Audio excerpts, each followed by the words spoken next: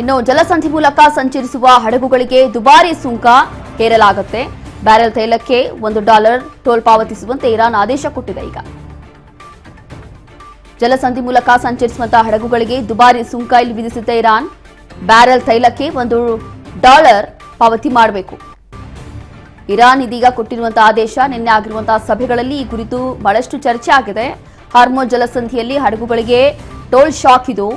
ತೈಲದ ಹಡಗುಗಳಿಗೆ ದುಬಾರಿ ಸುಂಕ ವಿಧಿಸಲು ಇರಾನ್ ಕೂಡ ನಿರ್ಧಾರ ಮಾಡಿಕೊಂಡಿದೆ.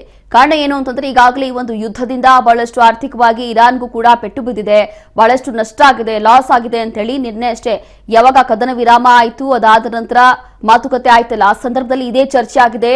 ಒಂದು ಉಭಯ ರಾಷ್ಟ್ರಗಳ ನಡುವೆ ಚರ್ಚೆ ಆಗಿದ್ದು ಇದೇ ವಿಚಾರ.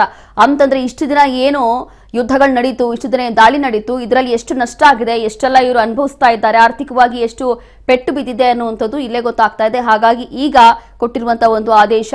ಮತ್ತಷ್ಟು ಮಾಹಿತಿಯನ್ನ ಕೊಡ್ತಾರೆ ನಮ್ಮ ಪ್ರತಿನಿಧಿ ರವಿಚಂದ್ರ. ಈಗಾಗಲೇ ನೋಡ್ತಾ ಇದೀವಿ, ಸದ್ಯಕ್ಕೆ ಏನೋ ಕದನ ವಿರಾಮ ಘೋಷಣೆ ಮಾಡಿದ್ದಾರೆ, ಆದರೆ ಇಸ್ರೇಲ್ ಮಾತ್ರ ಇದಕ್ಕೆ ಒಪ್ಕೋತಾ ಇಲ್ಲ. ಮತ್ತೊಂದು ಕಡೆ ಇಲ್ಲಿ ಇರಾನ್ನಿಂದ ಒಂದು ಸುಂಕ ವಿಧಿಸುವಂತ ವಿಚಾರವೂ ಕೂಡ ನಿನ್ನೆಷ್ಟೇ ಸಭೆ ಮಾಡಿ ಅದಾದ ನಂತರ ನಿರ್ಧಾರನ ತಗೊಂಡಿದ್ದಾರೆ. ಅಂತಂದ್ರೆ ಇಲ್ಲಿ ಹಾರ್ಮೋಜ್ ಇಂದ ಯಾವೆಲ್ಲ ಹಡಗುಗಳು ಹೋಗುತ್ತೋ ಅಲ್ಲಿ ದುಬಾರಿ ಸುಂಕವನ್ನ ವಿಧಿಸ್ತೀವಿ ಅಂತ ಹೇಳಿ ಇರಾನ್ ಕೊಟ್ಟಿರುವಂತಹ ಒಂದು ಸೂಚನೆ ಇದು. ಸೊ ಏನಿದೆ ಹೆಚ್ಚಿನ ಮಾಹಿತಿ, ಅದರಲ್ಲೂ ಕೂಡ ಎರಡೂ ವಿಚಾರವಾಗಿ ನೋಡೋದಾದ್ರೆ ಆಲ್ ಓವರ್ ಏನಾಗಬಹುದು? ರೋಶಿನಿ, ಮಧ್ಯಪೂರ್ವದಲ್ಲಿ ಘೋಷಿಸಿದಂತ ಕದನ ಈಗ ಮತ್ತೆ ವಿರಾಮ ಮತ್ತೆ ಕುಸಿಯುವ ಲಕ್ಷಣಗಳು ಸ್ಪಷ್ಟವಾಗಿದೆ ಅಂತಾನೆ ಹೇಳ್ಬೋದು. ಒಂದ್ ಕಡೆ ಇಸ್ರೇಲ್ ಲೆಬನಾನ್ ಮೇಲೆ ಭೀಕರ ದಾಳಿ ನಡೆಸಿದ್ದು, ಏನು ಬೈರುತ್ ನಗರದಲ್ಲಿ ಸರಣಿ ಸ್ಫೋಟಗಳು ದೊಡ್ಡ ಪ್ರಮಾಣವಾಗಿ ಸಂಭವಿಸಿದೆ.